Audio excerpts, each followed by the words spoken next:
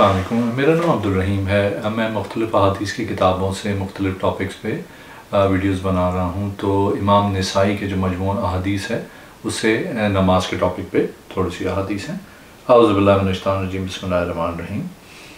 حدیث نمبر 529، حضرت نعمان بن بشیر رضی اللہ تعالیٰ عنہ سے منقول ہے، انہوں نے فرمایا میں سب لوگوں سے زیادہ اس نماز یعنی عشاء کے وقت کو جانتا ہوں۔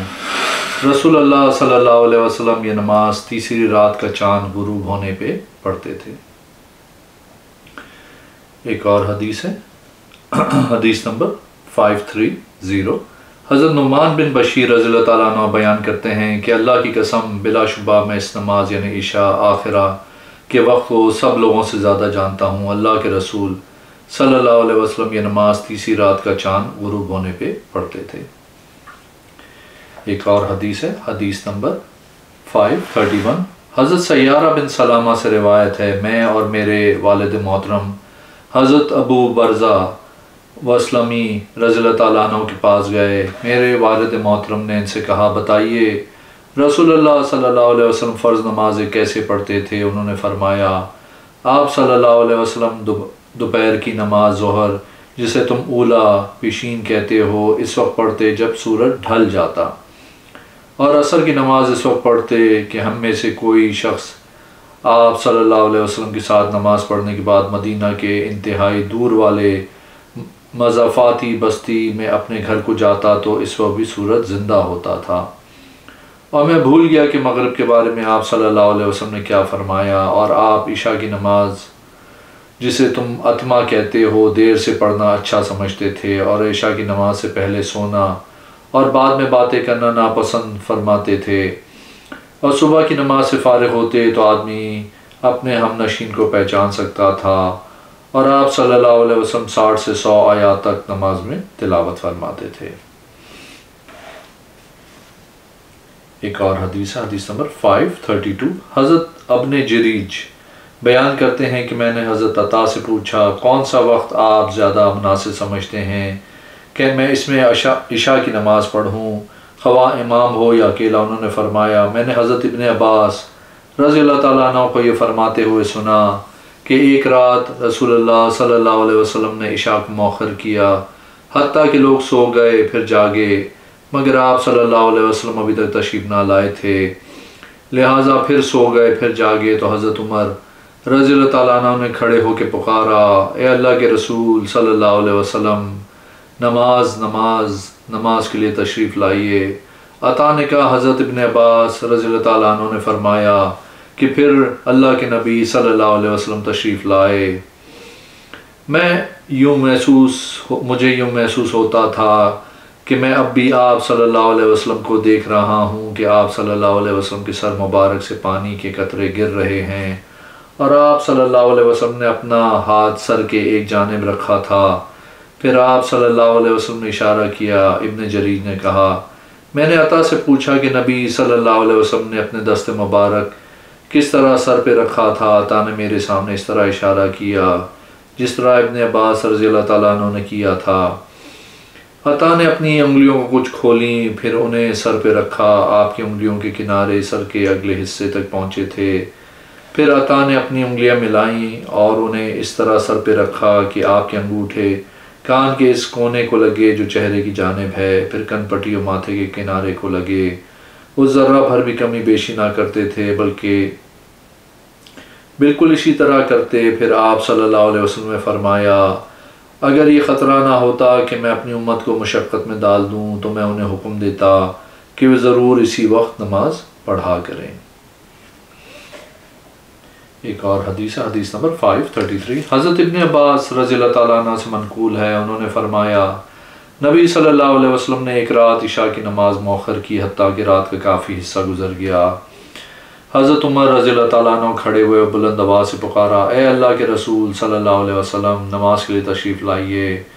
عورتیں اور بچے سو گئے، رسول اللہ صلی اللہ علیہ وسلم تشریف لائے تو پانی کے قطرے آپ صلی اللہ علیہ وسلم کے سر مبارک سے گر رہے تھے، اور آپ صلی اللہ علیہ وسلم فرما رہے تھے یہ ہے عشاء کی نماز کا اصل وقت اگر میری امت پہ مشقت کا خطرہ نہ ہوتا۔ ایک اور حدیث ہے، حدیث نمبر 534، حضرت جابر بن سمرہ رضی اللہ تعالیٰ عنہ سے مروی ہے، انہوں نے فرمایا رسول اللہ صلی اللہ علیہ وسلم عشاء کی نماز کو دیر سے پڑھا کرتے تھے۔ ایک اور حدیث ہے 535، حضرت ابو ہریرہ رضی اللہ تعالیٰ عنہ سے روایت ہے، رسول اللہ صلی اللہ علیہ وسلم نے فرمایا اگر یہ خطرہ نہ ہوتا کہ میں اپنی امت کو مشقت میں ڈال دوں تو میں انہیں عشاء کی نماز مؤخر کرنے اور ہر نماز کے وقت مسواک کرنے کا حکم دیتا۔ ایک اور حدیث ہے 536، حضرت عائشہ رضی اللہ تعالیٰ عنہ سے روایت ہے اللہ کے رسول صلی اللہ علیہ وسلم نے ایک رات عشاء کی نماز مؤخر کی تو حضرت عمر رضی اللہ تعالیٰ عنہ نے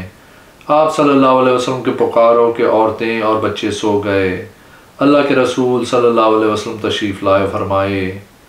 فرمایا تمہارے علاوہ کوئی اس نماز کا انتظار نہیں کر رہا۔ ان دنوں مدینہ منورہ کے علاوہ کہیں نماز نہ پڑھی جاتی تھی۔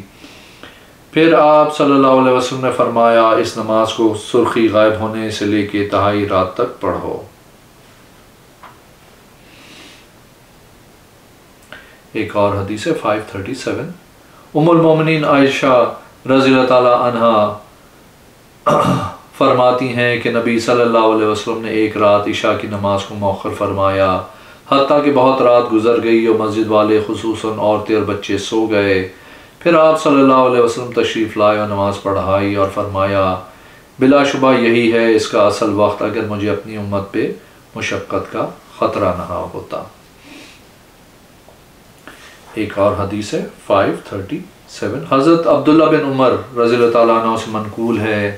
انہوں نے فرمایا ہم ایک رات بہت دیر تک عشاء کی نماز کے لیے رسول اللہ صلی اللہ علیہ وسلم کا انتظار کرتے رہے، جب تہائی یا اس سے کچھ رات گزر گئی تو آپ صلی اللہ علیہ وسلم تشریف لائے و آتے ہی فرمایا تم ایسی نماز کا انتظار کر رہے ہو جس کا انتظار تمہارے علاوہ کسی اور دین والے نہیں کر رہے، اور اگر میری امت پہ اس وقت نماز پڑھنا بوجھل نہ ہوتا تو میں یقیناً انہیں اس وقت نماز پڑھاتا۔ پھر آپ صلی اللہ علیہ وسلم نے مؤذن کو حکم دیا تو اس نے اقامت کہی، پھر آپ صلی اللہ علیہ وسلم نے نماز پڑھائی۔ ایک اور حدیث ہے 539، حضرت ابو سعید خدری رضی اللہ تعالیٰ عنہ بیان کرتے ہیں کہ رسول اللہ صلی اللہ علیہ وسلم نے ہمیں مغرب کی نماز پڑھائی، پھر ہماری طرف نہیں نکلے حتیٰ کہ رات کا کافی حصہ گزر گیا۔ پھر آپ صلی اللہ علیہ وسلم تشریف لائے، انہیں صحابہ کرام رضی اللہ تعالیٰ عنہ کو نماز پڑھائی، پھر فرمایا لوگ تو نماز پڑھ کے سو گئے مگر تم نماز میں ہی رہے جب تک نماز کا انتظار کرتے رہے، اور اگر کمزور کی کمزوری اور بیمار کی بیماری مد نظر نہ ہوتی تو میں اس نماز کو نصف رات تک مؤخر کرنے کا حکم دے دیتا۔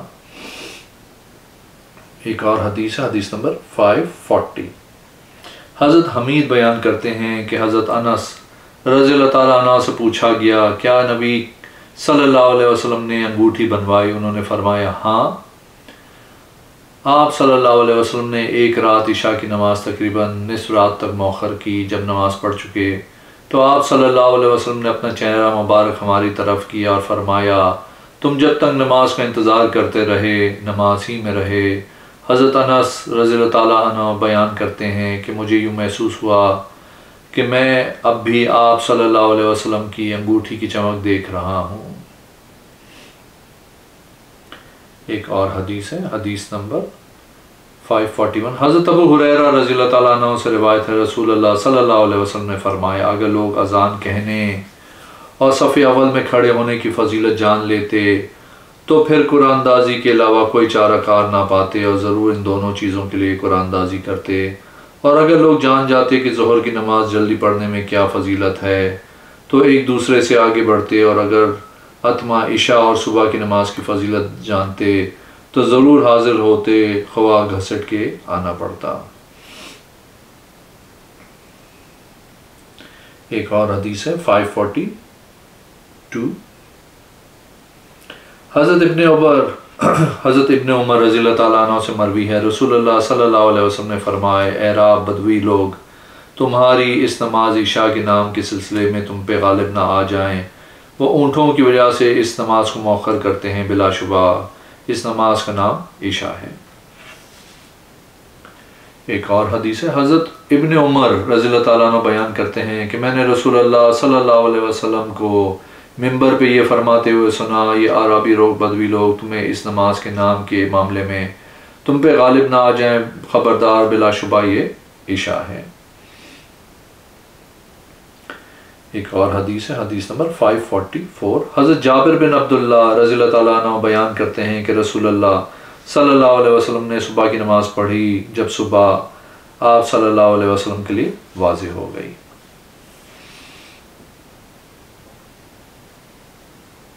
ایک اور حدیث ہے 545، حضرت انس رضی اللہ تعالیٰ عنہ سے روایت ہے، ایک آدمی نبی صلی اللہ علیہ وسلم کے پاس آیا اور آپ صلی اللہ علیہ وسلم سے صبح کی نماز کے وقت کے بارے میں پوچھا۔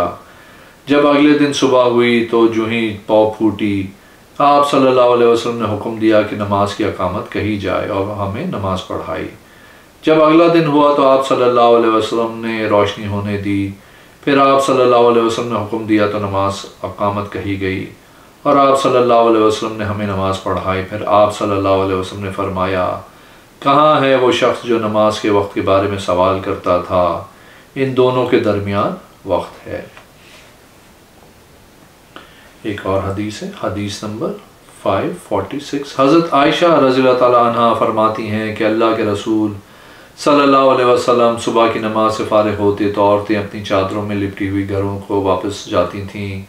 اور وہ اندھیرے کی بنا پہ پہچانی نہ جاتی تھیں۔ ایک اور حدیث ہے،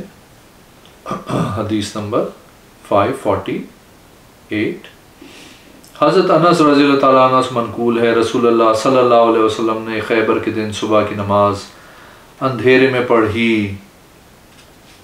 جبکہ آپ صلی اللہ علیہ وسلم خیبر کے یہودیوں سے قریب تھے۔ پھر آپ صلی اللہ علیہ وسلم نے ان پہ حملہ کیا اور 2 دفعہ فرمایا اللہ اکبر، خیبر ویران ہوا۔ پھر فرمایا بلا شبہ جب ہم کسی قوم کے صحن میدان میں اترتے ہیں تو ان کے ڈرائے گئے لوگوں کی صبح بہت بری ہو جاتی ہے۔ ایک اور حدیث ہے، حدیث نمبر 549، حضرت رافع بن خدیج رضی اللہ تعالیٰ عنہ سے روایت ہے، نبی صلی اللہ علیہ وسلم نے فرمایا صبح کی نماز کو روشن کرو۔